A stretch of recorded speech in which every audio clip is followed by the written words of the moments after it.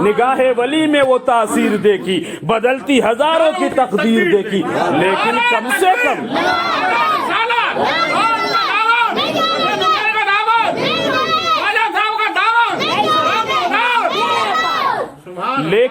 سے کم ہم جب کسی آدمی کے بارے میں، کسی مومن کے بارے میں، کسی اللہ و اللہ کے ولی کے بارے میں، چاہے وہ کسی سلسلے کا بزرگ ہی کیوں نہ ہو، جب ہم اس کے بارے میں اچھا گمان نہیں کر سکتے، جب ہم اس کی تعریف نہیں کر سکتے، جب ہم اس کے قصیدے نہیں پڑھ سکتے، جب ہم اس کی شان میں کچھ قصیدے مناقب کی شکل میں پیش نہیں کر سکتے، تو ہرگز ہمیں یہ اتھارٹی نہیں ہے، ہرگز ہمیں یہ اجازت نہیں ہے، ہرگز ہمیں یہ حق نہیں ہے کہ ہم اس کی برائی کریں یا اس کی شان میں گستاخی کریں یا اس کی شان کو ہم کم تر سمجھنے کی غلطی کریں۔ نہیں، یہ تو اپنی اپنی خوش نصیبی ہے۔ کوئی مدار پاک کا دامن پکڑ کے خوش نصیب ہے، کوئی غوث اعظم کا دامن پکڑ کے خوش نصیب ہے، کوئی غریب نواز کا دامن پکڑ کے خوش نصیب ہے۔ ہم تو اتنا جانتے، جس نے جس کا دامن پکڑ لیا، اگر وہ ان کے طور طریقے پر چلتا ہے، ان کے نقش قدم پر چلتا ہے، تو اس کی دنیا بھی بہتر ہو جائے گی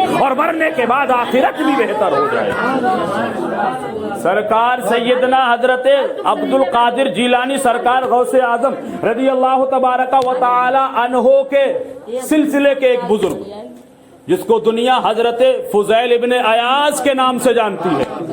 میں نے جو آیت کریمہ پڑھی ہے، میں اب اس آیت کریمہ کی طرف لے جا رہا ہوں آپ کے قلوب و اذہان کو۔ الم یعن للذین آمنوا ان تخشع قلوبهم لذکر اللہ، کیا ابھی وقت نہیں آیا ہے مومنوں کے لیے کہ اللہ کے خوف سے اپنے دلوں کو لرزہ برندام کریں؟ ابھی وقت نہیں آیا ہے۔ حضرات گرامی، یہ فضیل ابن عیاض کون ہے؟ سلسلہ قادریہ کے 5ویں درجے کے بزرگ۔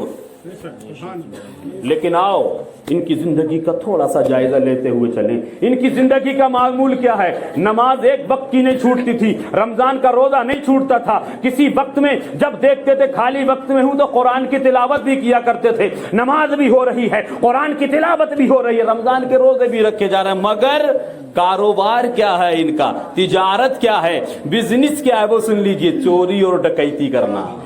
اللہ، ایک بندہ چوری بھی کرے، نماز بھی پابندی سے پڑھے، ایک بندہ ڈکیتی بھی ڈالے ڈنکے کی چوٹ پہ کھلم کھلا، اور رمضان کے روزے بھی رکھے، تراویح بھی پڑھے، 5 ٹائم کی نماز پڑھے، قرآن عظیم کی تلاوت کرے۔ یار یہ کیسا چور ہے جس کی نماز بھی نہیں چھوٹتی؟ یہ کیسا چور ہے جس کے رمضان کے روزے نہیں چھوٹتے؟ یہ کیسا چور ہے جس کی قرآن کی تلاوت بھی نہیں چھوٹتی ہے؟ یہی حضرت فضیل ابن عیاض ہے۔ ان کے بارے میں یہ آتا ہے، جس گھاٹی پر بیٹھ جاتے تھے، جس چوراہے پر بیٹھ جاتے تھے، جس راستے پر بیٹھ جاتے تھے، شام تک نہ جانے کتنے قافلوں کو لوٹ لیا کرتے تھے۔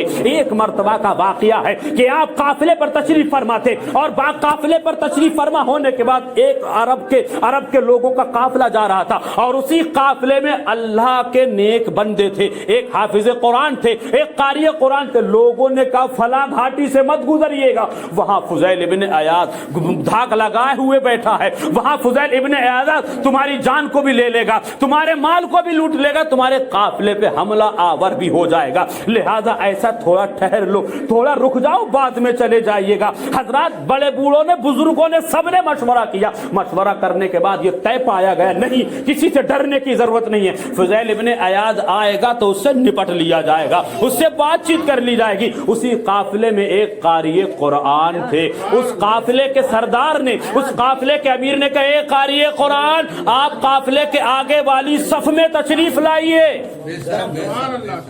آپ قافلے کے آگے حصے، آگے والی صف میں تشریف لائیے۔ انہوں نے کہا کیوں؟ اس لیے ہم نے یہ سنا ہے کہ فضیل ابن عیاض قرآن عظیم کو سنتا ہے تو دل اس کا پسیج جاتا ہے، دل کے اندر نرم گوشے پیدا ہو جاتے ہیں۔ ایک قاری قرآن، آپ قرآن کی تلاوت کیجیے۔ قرآن عظیم سے کل بھی مدد مانگی جاتی تھی، آج بھی مدد مانگی جاتی۔ قرآن آیا ہے بندوں کی ہدایت کے لیے، قرآن آیا ہے لوگوں کو صراط مستقیم پر گامزن کرنے کے لیے، لیکن آج ہمارے سماج میں کیا ہو رہا ہے؟ ذرا گھر میں کسی کی پائل چوری ہو گئی، کسی کا پینڈل چر گیا، کسی کے کنڈل چر گئے، کسی کی جیبری چر گئی، تو چھٹا قرآن عظیم کی قسم کھا کے۔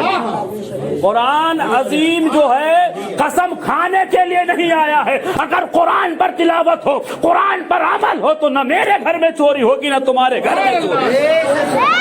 कुरान पढ़ने के लिए आया है, कुरान हिदायत के लिए। लोगों ने जीरत बना के घर में रख लिया। नहीं, कुरान को रोजा पढ़ने की, रोजाना पढ़ने की आदत डालो। अगर तुम कोशिशें करने के बावजूद भी बुजुर्गी का आलम है, लाइफ के लास्ट स्टेज पर हो, कुरान नहीं पढ़ पाते, तो इतनी हिम्मत जुटाओ कि सुबह को उठो कुरान की हर एक आयत पर पढ़ो बिस्मिल्लाहिर्रहमानिर्रहीम। इंशाअल्लाह मेरा यकीन है पूरे कुरान के पढ़ने का सवाब मिलेगा। क़ारिए कुरान से कहा काफिले की पहली सफ में तशरीफ लाइए, कुरान अजीम की तिलावत कीजिए। जैसे ही फुज़ैल इब्ने अयाज की घाटी के पास से ये काफिला गुजरा तो उस वक्त उस क़ारिए कुरान की जुबान पर यही आयत करीमा जारी थी, अलम याने लिल्लज़ीना आमनू अन तख़शअ क़ुलूबुहुम लिज़िक्रिल्लाह। वो कुरान अजीम की तिलावत करने वाला क़ारिए कुरान पढ़ रहा था। मेरा रब इरशाद फरमाता अभी वो वक्त आया नहीं है ईमान वालों के लिए कि अल्लाह की खशियत से अपने दिलों को लर्जा बरंदाम करें या उनके दिल कांपने लगे, वो थर-थर कांपने लगे। अभी वो वक्त आया नहीं। इतना जैसे ही कुरान अजीम की इस तिलावत को हजरत फुज़ैल इब्ने अयाज ने सुना, फौरन घाटी से बाहर निकल के आए, हथियारों को फेंक दिया। क़ारिए कुरान सामने आ, जितना कुरान सुनाना मैं सुनने के लिए तैयार। वो मैं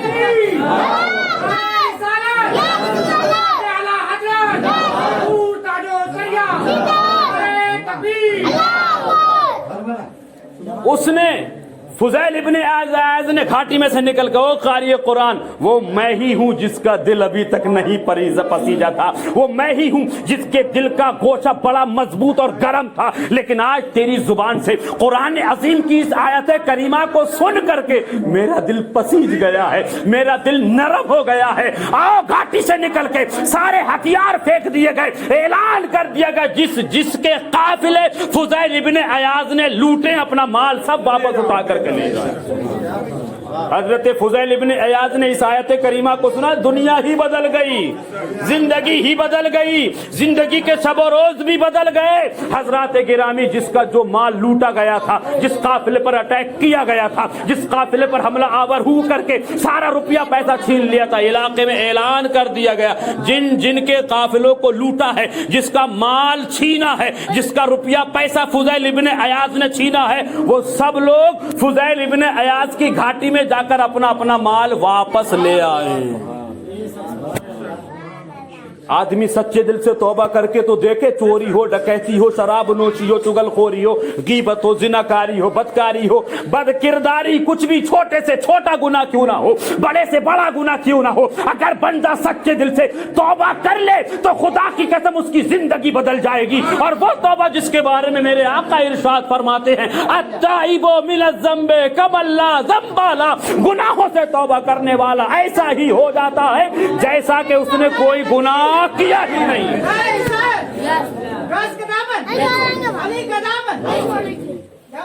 हजरत फुज़ैल इब्ने अयाज के बाद जिनका जो माल लूटा गया था, जिनका जो रुपया, मैं अपना वाक़या मुकम्मल करके बहुत जल्दी रुखसत हो जाऊंगा।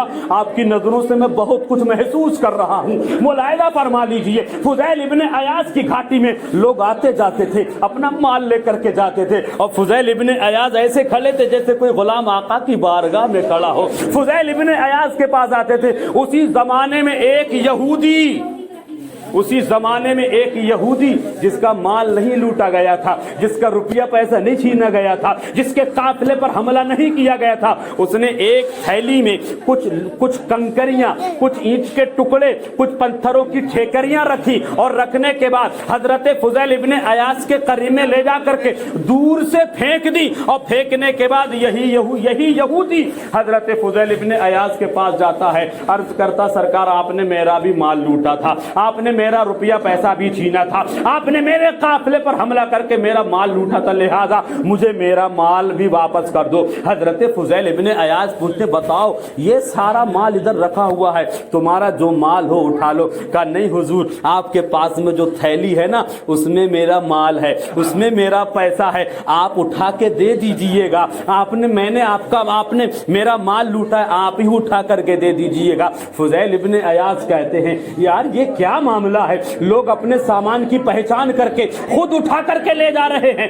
چاہو تو تم بھی آ کر کے اپنے مال کو اٹھا کر کے لے جاتا. نہیں حضور, جیسے آپ نے اپنے ہاتھوں سے چھینا تھا, لوٹا تھا, آپ مہربانی کیجئے, نظر کرم کیجئے, نظر عنایت کیجئے, آپ تھوڑی زحمت اٹھائیں, یہ تھیلی اپنے ہاتھوں سے کیوں نہ مجھے اٹھا کر کے دے دیں. حضرت فضیل ابن عیاض نے اپنے ہاتھوں سے جب اس تھیلی کو اٹھایا اور اٹھانے کے بعد یہودی کے ہاتھ میں دیا, یہودی نے بس 2 قدم ہی آگے بڑھائے تھے, اور جب اس تھیلی کو دیکھا تو وہ پتھر کی ٹھیکریاں لایا تھا, کنکریاں لایا تھا, پتھر کے ٹکڑے لایا تھا. لیکن جب اس نے اس تھیلی کو کھولا تو کیا دیکھا؟ اشرفیاں نکل رہی ہیں, درہم و دینار نکل رہے ہیں. فوراً قدموں میں گر جاتا ہے اور حضرت فضیل ابن عیاض سے عرض کرتا ہے, سرکار جس نبی کا تم کلمہ پڑھتے ہو اسی نبی کا کلمہ پڑھا کہ مجھے مسلمان کرو. حضرت فضیل ابن عیاض فرماتے ہیں, میں نے ایسا کون سا عمل کیا, میں نے ایسا کون سا کام کیا, اتنے 2-4 منٹ کی لمحہ 2-4 منٹ کی ملاقات میں تو نے ایسا کیا دیکھا جو تو کلمہ پڑھ کے اپنے باپ دادا کے دھرم کو لات مار کے اسلام میں مشرف با اسلام ہو رہا ہے, اسلام میں داخلہ لے رہا ہے, کلمہ پڑھ کے مسلمان ہو رہا ہے, مسلمان ہونے کی وجہ بتلاتے. وہ عرض کرتا ہے حضور, وہ عرض کرتا ہے سرکار میں نے اپنے مذہب کی کتابوں میں پڑھا ہے. وہ عرض کرتا ہے حضور میں نے اپنے مذہب کی کتابوں میں پڑھا ہے کہ جب کوئی امت محمدیہ کا بدکار آدمی ہو, چور آدمی ہو, ڈکیت آدمی ہو, زناکار آدمی ہو, چغلخور آدمی ہو, غیبت کا بازار گرم کرنے والا آدمی ہو, 2 نمبر کا کام کرنے والا ہو, یعنی بڑے سے بڑا پاپی کیوں نہ ہو, بڑے سے بڑا گناہگار بدکار کیوں نہ ہو, اگر وہ سچے دل سے توبہ کر لے تو خدا کی قسم اگر وہ پتھروں پر یا اینٹ کے ٹکڑوں پر یا پتھروں کی ٹھیکریوں کو ہاتھ لگا دے گا تو یہ اس کی توبہ کی قبولیت کی علامت یہ ہوگی کہ اگر وہ پتھر کی ٹھیکریوں کو ہاتھ لگا دے گا تو وہ اشرفیاں بن جائے گی, درہم و دینار بن جائیں گے. اس لیے میں کلمہ پڑھتا ہوں کہ اللہ کی بارگاہ میں آپ نے جو توبہ کی ہے اللہ نے وہ توبہ قبول فرما لی ہے. اگر قبول فرما لی ہے, میرا کوئی مال نہ تھا, میرا کوئی روپیہ پیسہ نہ تھا, میں تو پتھر کی ٹھیکریاں لایا تھا, لیکن آپ کے توبہ کے قبول ہونے کی پہچان میں نے دیکھ لی. پڑھا تھا میں نے اپنے مذہب کی کتابوں میں, دیکھ رہا ہوں اپنے ماتھے کی نگاہوں سے, میں نے دیکھ لیا ہے کہ جب نبی کریم صلی اللہ علیہ وسلم کے ایک امتی اپنے گناہوں سے توبہ کر لے اور اس کی توبہ قبول ہو جائے تو پتھر کو ہاتھ لگا دے تو وہ اشرفیاں بن جاتی ہیں. میرا کلمہ پڑھنے کی وجہ یہی ہے, اس لیے آپ اپنے نبی کا کلمہ پڑھ کے مجھے اسلام میں داخل فرما لیجیے.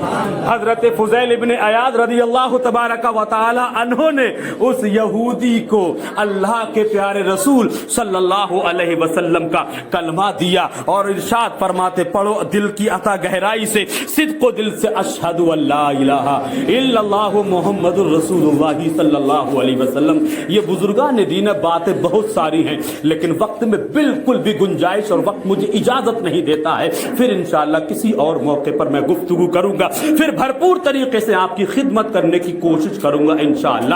بس رب قدیر کی بارگاہ میں دعا ہے کہ پروردگار عالم ہمیں اور آپ کو, تمام عالم اسلام کے خوش عقیدہ مسلمانوں کو, چھوٹے بڑے ہمارے گناہ چاہے چھپے ہوئے ہو یا چھپے ہوئے ہوں, ان تمام گناہوں سے اللہ ہمیں اور آپ کو سب کو, پوری امت مسلمہ, پوری دنیا عالم اسلام کے مسلمانوں کو اپنے چھوٹے بڑے گناہوں سے توبہ استغفار کرنے کی اور اپنی توبہ پر مضبوطی کے ساتھ قائم رہنے کی ہمت اور توفیق نصیب فرمائے. صدق و دل سے توبہ استغفار کر لیجیے.